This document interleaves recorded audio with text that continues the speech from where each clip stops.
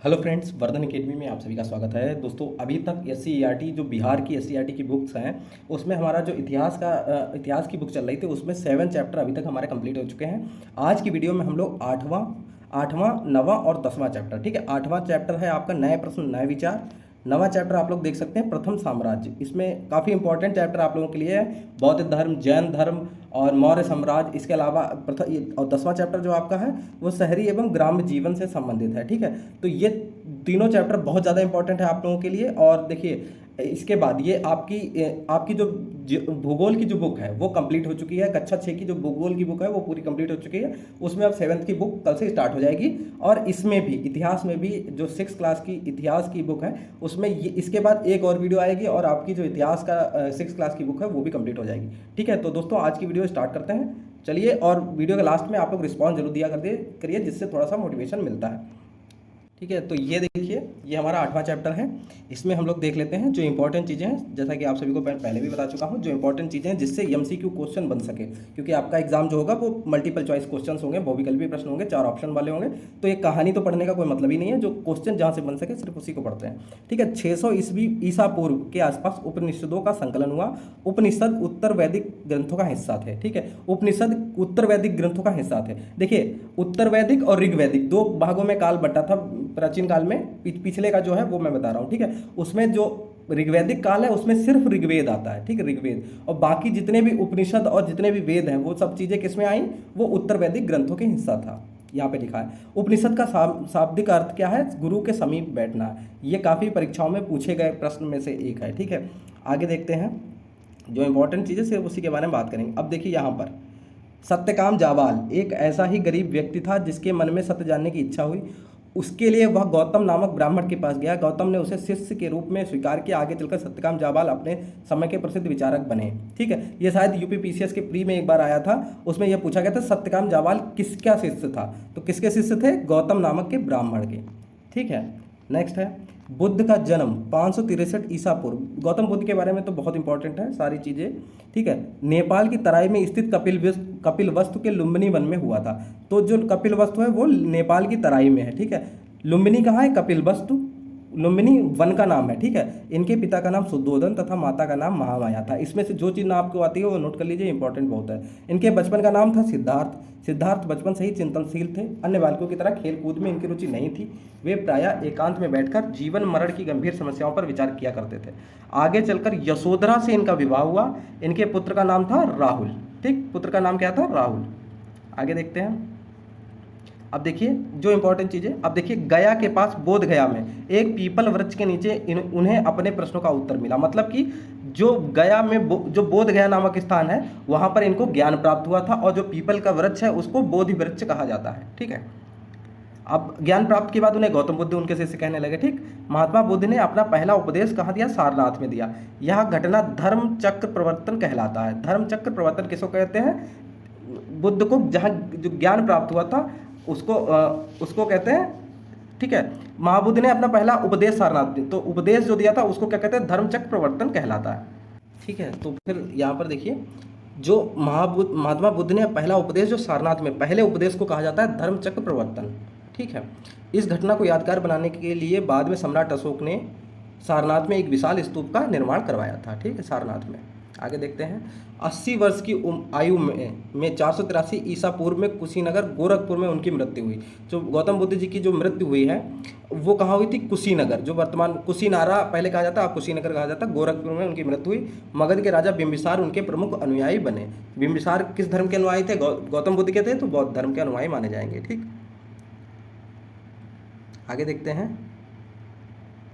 अब देखिए, बुद्ध के अनुसार 4 प्रमुख सिद्धांत आर्य सत्य को हमेशा याद रखना चाहिए। ये सिद्धांत निम्न है। 4 सिद्धांत दिए थे जिनको कहा जाता है 4 सिद्धांत दिए थे, उसमें चारों में कौन था, एक था दुख, ठीक है। बुद्ध ने जन्म मृत्यु रोग इच्छित वस्तु की प्राप्ति न होना आदि को दुख माना है। दुख का कारण 4 थे, ये आप सीधे सीधे यही याद रखिए। जो 4 सिद्धांत दिए थे, एक था दुख, फिर था दुख का कारण, फिर था दुख का निरोध, फिर था दुख निरोधक मार्ग, ठीक। ये 4 चीज़ें उन्होंने सिद्धांत में बताई थी। इस मार्ग पर चलने के लिए बुद्ध द्वारा बताए गए 8 आदर्श इस प्रकार हैं। अब 8 आदर्श जो थे वो अष्टांगिक मार्ग कहलाए थे, ठीक है। अष्टांगिक मार्ग में क्या था, सम्यक शुद्धि दृष्टि, सत्य सत्य असत्य, पाप पुण्य, अच्छा बुरा आदि को अच्छे ढंग से समझना। सम्यक संकल्प, इच्छा और हिंसा से मुक्त विचार सम्यक संकल्प कहलाए। सम्यक वाणी, अपनी वाणी से मनुष्य को विनम्र होना चाहिए। सम्यक कर्म, व्यक्ति को अपने जीवन में अच्छे व सही कर्म करने चाहिए। ठीक। सम्यक आजीव, आजीव क्या होता है? जीवन यापन हेतु सही साधनों का प्रयोग करना चाहिए। हमें झूठ एवं गलत तरीकों से धन नहीं कमाना चाहिए। फिर था सम्यक व्यायाम, सही तथा ज्ञानयुक्त मन से बुरी भावनाओं को दूर करने का प्रयास। सम्यक चरित्र, मनुष्य को अच्छे आचरण एवं अच्छी बातों का जीवन में बार बार प्रयोग करना चाहिए। फिर था सम्यक समाधि, किसी विषय पर एकाग्रचित्त होकर विचार विमर्श करना। ये 8 जो इन्होंने सिद्धांत आदर्श बताए थे, इनको क्या कहा जाता है? अष्टांगिक मार्ग कहा जाता है। ठीक है। आगे देखते हैं। ठीक, अब तो और कुछ है नहीं, यहाँ पर मेन चीज़ें यहाँ से स्टार्ट देखते हैं। अब जो है जैन धर्म, जैन धर्म में क्या है? देखिए सभी चीज़ें याद रखिए। बहुत से लोग भगवान महावीर को जैन धर्म का संस्थापक मानते, जबकि ये गलत है। जो कौन से जैन धर्म के जो संस्थापक थे वो थे ऋषभदेव। टोटल 24 तीर्थंकर हुए थे। ठीक है, उसमें पहले तीर्थंकर कौन थे? ऋषभदेव। इन्हीं ने ही जैन धर्म की स्थापना की थी। संस्थापक यही थे। जैन धर्म में कुल 24 तीर्थंकरों के होने की बात कही जाती है। तीर्थंकर का अर्थ धर्म का प्रचार करते हुए दूसरों का रास्ता बताने वाला। तीर्थंकरों में के क्रम में 23वें थे। कौन थे? पार्श्वनाथ। ठीक है, 23वें जो तीर्थंकर थे महावीर स्वामी से जस्ट पहले पार्श्वनाथ थे, जो काशी के अश्वसेन के पुत्र थे। जैन शब्द जिन शब्द से निकला है, जिसका अर्थ है जीतने वाला। ठीक है, जैन शब्द का अर्थ भी आप लोग लिख लीजिए। 24वें अथवा अंतिम तीर्थंकर महावीर इस धर्म के सर्वाधिक महत्वपूर्ण विचारक थे। महावीर स्वामी जो थे वो 24वें और अंतिम तीर्थंकर थे। ठीक, जैन धर्म के। महावीर का मूल नाम वर्धमान था। वर्धमान का जन्म 540 ईसा पूर्व वैशाली के निकट कुंडग्राम में हुआ था। इनके पिता सिद्धार्थ जातक क्षत्रिय कुल के प्रधान थे। इनकी माता त्रिशला वैशाली की लिच्छवी राजकुमारी थी। आगे देखते हैं। वर्धमान का विवाह यशोदा नामक राजकुमारी से हुआ। 30 वर्ष की उम्र में वर्धमान ने राजमहल की सारी सुख सुविधाओं का त्याग कर घर छोड़ दिया और जंगल में रहने लगे। 12 वर्ष की कठोर तपस्या के बाद उन्हें ज्ञान कैवल्य की प्राप्ति हुई। ज्ञान प्राप्ति के बाद वे महावीर कहलाए। 72 वर्ष की उम्र में 468 ईसा पूर्व में पावापुरी में उनकी मृत्यु हुई। ठीक है, भगवान बुद्ध की मृत्यु हुई थी कुशीनगर में, और भगवान महावीर की जो मृत्यु हुई थी वो हुई थी पावापुरी में। ठीक है, अब जल मंदिर कहाँ है? पिछली वीडियो में भी, पिछली जो थी उसमें भी बताया गया था कि पावापुरी कहाँ है। वो शायद ज्योग्राफी में, भूगोल वाले उसमें बताया पावापुरी में जल मंदिर है। जल मंदिर कहाँ है? पावापुरी में। ठीक, आके देखते हैं। अब देखिए, महावीर ने अपने उपदेशों में कर्म को प्रधानता दी है। उनके अनुसार मनुष्य भी अच्छे कार्यों द्वारा पूजनीय बन सकता है। जीवन का उद्देश्य आनंद की प्राप्ति है। इस प्राप्ति के लिए जैन धर्म में 3 मार्ग बताए गए हैं। सम्यक दर्शन, सम्यक दर्शन का मतलब होता है आत्मा सभी जीवधारियों के शरीर में निवास करती है, इसलिए मनुष्य को सभी प्राणियों को अपने समान समझना चाहिए। दूसरा था सम्यक ज्ञान। इसमें क्या था? सम्यक दर्शन से सम्यक ज्ञान की प्राप्ति होती है और मनुष्य को अज्ञानता, क्रोध, लोभ, मोह आदि से छुटकारा मिल जाता है। फिर है सम्यक चरित्र। इसका अर्थ अच्छे आचरण एवं व्यवहार से है। अपने विचारों और बोली पर नियंत्रण रखने से अच्छे चरित्र की प्राप्ति होती है। इन्हें ही जैन धर्म में क्या त्रिरत्न कहा जाता है। ठीक, त्रिरत्न इन्हें ही कहा जाता है। तो इस तरीके से आपका ये 9वां चैप्टर भी कंप्लीट हो गया और अब 8वां चैप्टर कंप्लीट हो गया। अब हम लोग 9वां चैप्टर देख लेते हैं। हमारा जो 9वां चैप्टर है वो है प्रथम साम्राज्य। ठीक है, इसमें हम लोग देखते हैं। ठीक है, 273 ईसा पूर्व अपने पिता बिंदुसार के बाद अशोक मगध साम्राज्य का सम्राट बना। ठीक है, इसके साम्राज्य की राजधानी आज का पटना पाटलिपुत्र थी। इस चैप्टर में इन्होंने चंद्रगुप्त मौर्य और बिंदुसार के बारे में ज़्यादा नहीं दिया है। ठीक है, सम्राट अशोक के बारे में ही चीज़ें यहाँ बताई हैं। ठीक, पिता, लेकिन हमें बिहार SCRT के हिसाब से चलना है, तो जो चीज़ें दी हैं उसी के आधार पर चीज़ें मैं बता रहा हूँ आपको। ठीक, 273 ईसा पूर्व में अपने पिता बिंदुसार के बाद, अशोक के पिता का नाम क्या था? बिंदुसार, और बिंदुसार के पिता का नाम था चंद्रगुप्त मौर्य। ठीक, इसके साम्राज्य की राजधानी कौन थी? आज की पाटलिपुत्र, जिसे अब पटना मतलब आज की पटना, और इसकी राजधानी का नाम पाटलिपुत्र था। ठीक, अशोक ने कलिंग का क्षेत्र समाहित किया, लेकिन इसके बाद उसने युद्धों का परित्याग कर कल्याणकारी उपायों से शासन चलाने का निर्णय लिया। कलिंग का जो युद्ध था वो अशोक का आखिरी युद्ध था। उसमें जो जान माल की हानि हुई थी उसको देखकर काफ़ी आहत हुआ था और उसने भविष्य में कभी भी युद्ध ना करने का निर्णय लिया था। ठीक है, आगे देखते हैं। अब देखिए मौर्य साम्राज्य के बारे में देख लेते हैं। देखिए यहाँ पे थोड़ा छूट गया था। आय का मुख्य स्रोत जमीन से मिलने वाला भू राजस्व था। यह कुल उत्पादन का 1/6 या 1/4 होता था। ठीक है, मौर्य साम्राज्य के भीतर कई छोटे छोटे प्रांत थे। इनमें 4 प्रांत मगध, तक्षशिला, उज्जैन एवं स्वर्णगिरि प्रमुख थे। ये 4 कौन थे? बहुत प्रमुख थे। भारत में आज जहाँ उड़ीसा राज्य है वहाँ सम्राट अशोक के समय कलिंग नाम का राज्य था। तो कलिंग जो था वो वर्तमान में कौन सा है? उड़ीसा राज्य है। आगे देखते हैं। अपने राज्य के रोहतास, अपने राज्य मतलब बिहार के रोहतास जिले के अंतर्गत सासाराम में 2 मील पूर्व चंदर पीर नामक लकड़ी पर अशोक के शिलालेख आज भी दर्शनीय है।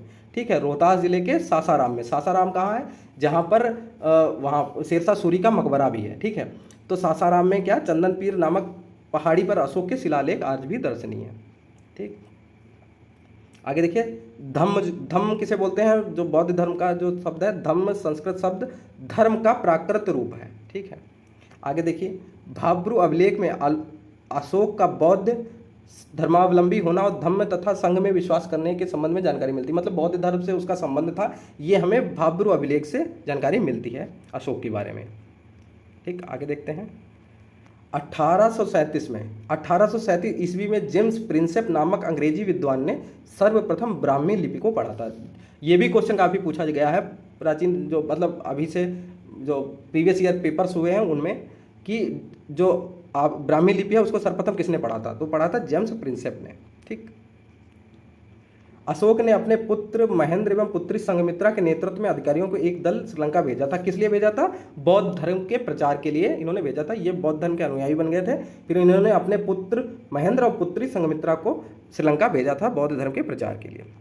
सारनाथ के स्तंभ के शीर्ष पर 4 सिंह बनाए गए थे। 4 सिंह आप लोग देख सकते हैं, ये है 1 2 3 और पीछे वाला दिख नहीं रहा, एक पीछे की साइड होगा। ठीक है, 4 सिंह बनाए गए थे। 26 जनवरी 1950 को जब गणतंत्र बना तो 4 सिंहों को, इस बनावट को राष्ट्रीय चिन्ह के रूप में स्वीकार किया गया था। कब स्वीकार किया गया था? 26 जनवरी 1950 को ही इसको राष्ट्रीय चिन्ह के रूप में स्वीकार कर लिया गया था। इसमें क्या क्या है?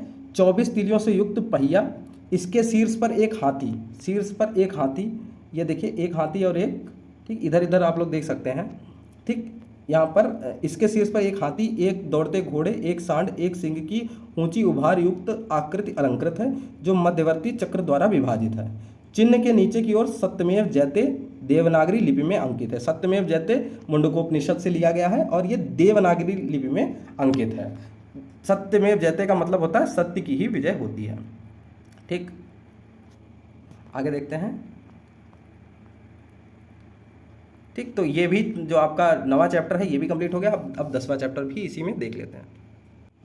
ठीक है, 9 चैप्टर कंप्लीट हो गया। अब 10वां चैप्टर यहाँ पे देख लेते हैं जो इंपॉर्टेंट चीज़ें इसमें। ठीक है, यहाँ पे देखिए सुदर्शन झील, इससे संबंधित लूसेंट वगैरह में भी क्वेश्चन काफ़ी हैं। यहीं से ऐसा लगता उठाया गया। सुदर्शन झील का निर्माण जो है सर्वप्रथम चंद्रगुप्त मौर्य ने करवाया था। ठीक है, चंद्रगुप्त मौर्य ने सुदर्शन झील का निर्माण कराया था। यह गुजरात में स्थित है, गुजरात में स्थित है। इस झील से सिंचाई के लिए नहरें निकाली गई, लेकिन 400 साल बाद आए भयंकर तूफान से इसके तटबंध टूट गए और इसका सारा पानी बह गया। ठीक, अब ये बह गया, उसके बाद क्या हुआ? बनवाया था चंद्रगुप्त मौर्य ने। फिर इसकी जानकारी हमें रुद्रादामन नामक शासक के एक अभिलेख, जूनागढ़ अभिलेख, ठीक, रुद्रादामन का जो जूनागढ़ अभिलेख है उसमें इसके बारे में जानकारी मिलती थी।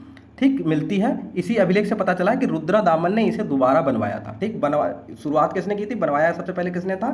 चंद्रगुप्त मौर्य ने। और ये है कहाँ पर? गुजरात में। और जब ये टूट गया तो उसके बाद 400 साल बाद रुद्रादामन ने इसे दोबारा बनवाया था। ठीक, दोबारा बनवाया था और फिर कुछ समय बाद 200-300 साल बाद ये फिर से टूट गया था। और लास्ट में इसको जो बनवाया था वो गुप्त वंश के शासक स्कंदगुप्त ने इसको सही करवाया था, मरम्मत करवाई थी। ठीक, सही से बनवाया था। ठीक, काफ़ी क्वेश्चन यहाँ से भी बन गए। अब आगे देखते हैं। ठीक, अब देखिए पुहार एक संगम काल का काफ़ी सुविधाजनक बंदरगाह था जो भारत के पश्चिमी तट पर स्थित था। ये भी आपको लूसेंट में क्वेश्चन मिलेगा। ठीक, पुहार क्या है? संगम काल का एक बंदरगाह है जो कि पश्चिमी तट पर स्थित था, पुहार। ठीक, कुषाण शासकों के समय सोने और चांदी के सिक्के जारी किए गए थे। ठीक है, सोने के सिक्के किसके समय पर जारी किए गए थे? तो कुषाण शासकों के समय पर। अब यहाँ पर देखते हैं, ये देखिए पाटलिपुत्र के बारे में जानकारी दी गई। तो जो महत्वपूर्ण चीज़ है सिर्फ उसी के बारे में बता रहे हैं कि दूसरी ओर जलमार्ग द्वारा ताम्रलिपि बंदरगाह यहाँ से रास्ता जाता था। यह बर्मा और श्रीलंका के लिए प्रमुख बंदरगाह था। बर्मा और श्रीलंका के लिए जो पाटलिपुत्र से जो सबसे प्रमुख बंदरगाह था वो था ताम्रलिपि बंदरगाह। ये कहाँ से? पटना से, या फिर बिहार, पटना से ही कह लीजिए क्योंकि पाटलिपुत्र लिखा है ना। पाटलिपुत्र से बर्मा और श्रीलंका के लिए जो सबसे प्रमुख बंदरगाह था वो था ताम्रलिपि बंदरगाह। ठीक, आगे देखते हैं। दक्षिण भारत के सबसे बड़े किसान को दक्षिण भारत के बड़े किसानों को वेल्लाल कहा जाता था और छोटे किसान उड़वार कहलाते थे। भूमिहीन मजदूर वर्ग एवं दासों को कैडेशियार और आदिमई कहा जाता था। ठीक है। मौर्योत्तर कालीन भारत के भिन्न भिन्न क्षेत्रों में कई तरह की वस्तुओं का उत्पादन किया जाता था। कश्मीर, कौशल, विदर्भ और कलिंग हीरो के लिए विख्यात था। हीरो के लिए कौन सा मौर्योत्तर काल में कौन सा विख्यात विख्यात जगह थी? कश्मीर, कौशल, विदर्भ और कलिंग। ठीक। मगध वृक्ष के रेशों, मगध जो था वृक्ष के रेशों से बने वस्त्रों के लिए। बंगाल जो था मलमल के रेशों से बने वस्त्रों के लिए प्रसिद्ध था। कपड़ों के उत्पादन के लिए उत्तर में काशी एवं दक्षिण में मदुरै प्रमुख केंद्र थे। यहाँ महिलाएं भी काम करती थी, विशेषकर सूत काटने का काम महिलाएं ही करती थीं। ठीक। तो जहाँ तक कथा ये कहानी है, इसमें कोई खास चीज़ नहीं है। तो इस तरीके से आपका ये 10वां चैप्टर भी कंप्लीट हो गया। ठीक। इसके बाद कोशिश करेंगे कि एक ही वीडियो में जो 11वां, 12वां, 13वां और 14वां चैप्टर है, 14वें चैप्टर में कुछ नहीं है, बस ऐसे 2-3 लाइनें हैं। ठीक है, जो बताने वाली हैं। बाकी 3 चैप्टर मेन है आपके, जो 11वां, 12वां, 13वां है, वो आपका करवा दिया जाएगा नेक्स्ट में। तो आपकी जो 6 क्लास की हिस्ट्री है, मतलब इतिहास की बुक है, वो भी कंप्लीट हो जाएगी। भूगोल कंप्लीट हो ही चुकी है। ठीक। उसके बाद आपके साइंस, पॉलिटी, ये भी आपकी कंप्लीट करवा दी जाएंगी। ठीक है। तो दोस्तों आज की वीडियो में सिर्फ इतना ही। आप लोग रिस्पॉन्स जरूर दिया करिए, जिससे थोड़ा मोटिवेशन मिलता है। आज की वीडियो में सिर्फ इतना ही। मिलते हैं अपनी नेक्स्ट वीडियो में, तब तक के लिए नमस्कार।